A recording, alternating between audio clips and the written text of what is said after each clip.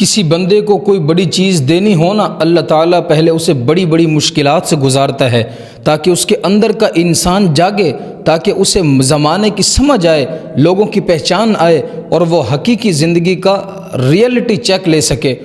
جن لوگوں کا دل ٹوٹا ہے، جنہیں رپلائی نہیں مل رہا، رسپانس نہیں مل رہا، جو محبت کی تلاش میں تھے مگر انہیں محبت نہیں ملی، میں ان سے کہتا ہوں تم ہیرے ہو، ہیرے، سچے ہیرے۔ یہ وہ لوگ ہوتے ہیں جو آنے والے وقت میں دلوں کی دھڑکن بنتے ہیں، جن کی دوستیاں مضبوط ہوں گی، رشتے پائیدار ہوں گے، ان کی آنکھوں میں ٹھہراؤ ہوگا، آواز میں وزن ہوگا۔ یہ وہی لوگ ہیں جو کل کو معاشرے میں ایک بڑا رول پلے کریں گے، جنہیں جوانی میں وہ تجربے اور وہ ٹھوکریں ملی ہیں جو عام لوگوں کو نہیں ملتی۔ دراصل اللہ تعالیٰ بندے کو بنا رہا ہوتا ہے، اسے تیار کر رہا ہوتا ہے تاکہ آنے والے وقت میں وہ اپنی ذات سے نکل کر کوئی بڑا کام کر سکے۔ اور یہاں بیٹھ کر یہ کہنا کہ مجھے رپلائی نہیں مل رہا، مجھے رسپانس نہیں مل رہا، وہ مجھے چھوڑ کر چلی گئی، میرے ساتھ ہی سب یہ کیوں ہو رہا ہے، تو سن لو تمہارے ساتھ اس لیے ہو رہا ہے، اللہ تعالیٰ تمہیں کچھ بڑا دینے والے ہیں۔ اور مایوس مت ہو، اللہ تعالیٰ سے یہ دعا کرو، اللہ